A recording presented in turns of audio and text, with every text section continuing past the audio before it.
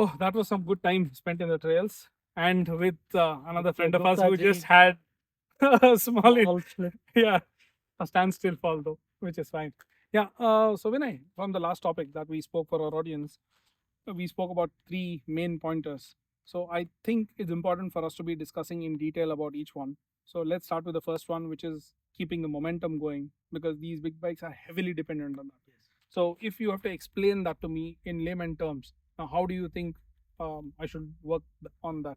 Momentum or speed, the higher the momentum, the tendency of the bike to be straight. Mm-hmm. So basically, it is just that. Okay. The point is, as you gas, the natural tendency of the bike is to be straight and go straight To get back to its to get back position. It's these are designed like these are bikes designed, are like and you have seen some videos right on YouTube where the rider falls off, but Yeah. these bikes are absolutely going straight. There are No, several absolutely. And the first mistake I did when I got to my first 200 kg bike Hmm. was in the parking lot as well. Right. And I was coming to a halt. I pulled my clutch in. The bike leaned a bit. And I then tried to brake, Hmm. which made it only worse. yeah, it So- made more unstable And the first thing I know is I'm on the ground. and it takes a fraction of a second for the weight to just tip you over. Yes. And these are big bikes, right? The moment they are off balance, they are off center, you have to do a far more effort to keep it upright. Yeah. Remember, your the bike is 2 times or even more heavier than you, so there is no point fighting it. So try to be upright when you're coming to a standstill. Roll in straight, clutch in slowly when you know you really need to stop, and stop straight with one leg down. Just keep the balance and you're straight. Perfect. Same way, roll off. Yep. I think this again is the more you spend time with it, and I mean, no, I'm sure that none of us will get it right the first time because we have that inbuilt fear which will want us to do something by intuition rather than follow a particular technique. Right. So I think But the bikes are very well balanced, right? So we should use that to exploit. our advantage. And we can see how at least the GS is maybe a bit better compared to a Tiger. You of course have a super big tank, so you're top heavy. That one, the center of gravity is low, but it's so easy to walk around the bike, balance the bike with just one hand, sometimes even just a few fingers, right? Yep. So best to use that balance of the bike. Use physics to manage the weight of the bike. Right. So here Vinay is giving us a demo of him being able to walk around the bike and balance it, where you see the GS is trying to be as still as possible. So he's able to go around and do this. So again, this may not be the same or easy with every single bike, but it is doable. This is just trying to show you that there is a natural tendency for the bike to remain in the center as much as possible. Again, it's not going to be for a long time, but use that tendency to your advantage. And the next point you spoke about, roll on, roll off. See, I've again seen a lot of our videos where people are on the very first gear, rev it like crazy, drop throttle, not drop throttle, just leave the throttle and start off at 6. I mean, 6,000 RPM. I think in the context of what you said, it's important because you should know how quickly you want to come to a halt. Just maybe 5-10 meters into your halt, you know where you're going to stop. That's when you start pulling your clutch in, slowing the bike until you know the exact point where you need to stop. So it also has to do with the friction control of the clutch, right? You don't want to pull it all the way in very quickly. That's going to cut power drastically and your bike is going to tip. Yep. So master that friction zone with time.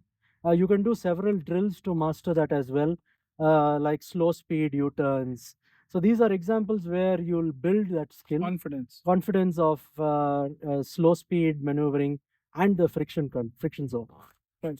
And again, being as gentle with the throttle is more important than trying to say that I'm the fastest. No, it's not. And also with this, I think we spoke a little bit was on the surface awareness, because that's very important. Because I'm talking about in times where you always look ahead, and you know, because not every time you have paved tarmac where it is really nice and the tires are helping you.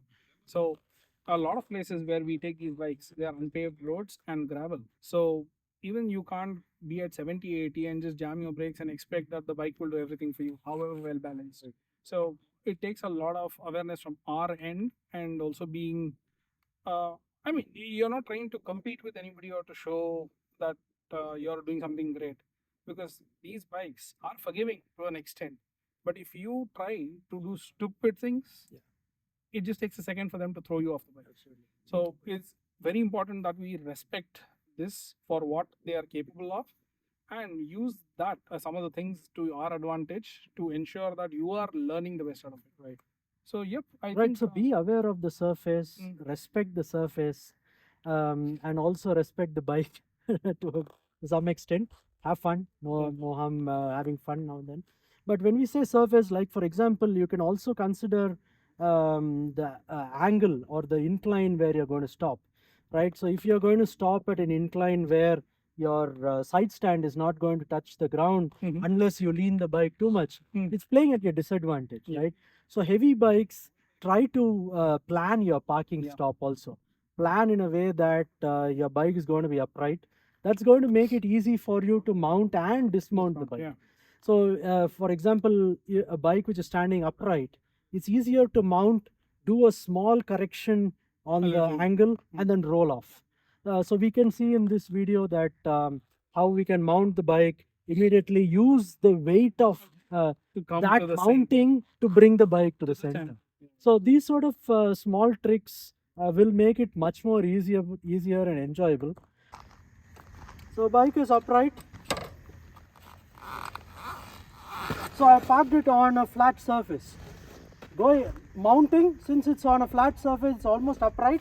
I use my weight to take it straight up. Bike is upright again, and roll.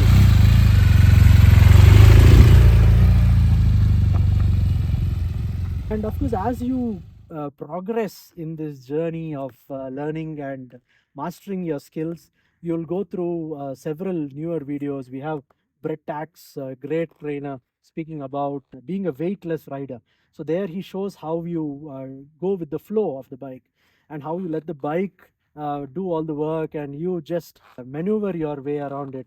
So great video to watch. I also have a few videos on my Instagram, how you lift the bike, how you play around with the weight of the bike. But overall, lots to learn. But I think what's most important is do it with a smile. Definitely, definitely. Yep, and we'll actually, like we said, we'll link up few great demonstrational videos from Red Tax, which are, I mean, these guys are professionals. They do this for a living, and it's great that they take time and effort to explain the nitty gritties and techniques to you. And it's on to us now how much effort you actually put in on the ground to try it yourself and believe that these machines and you together, right, are capable of doing magic. So yep, have a look at our further videos, and we'll bring you a lot more in those.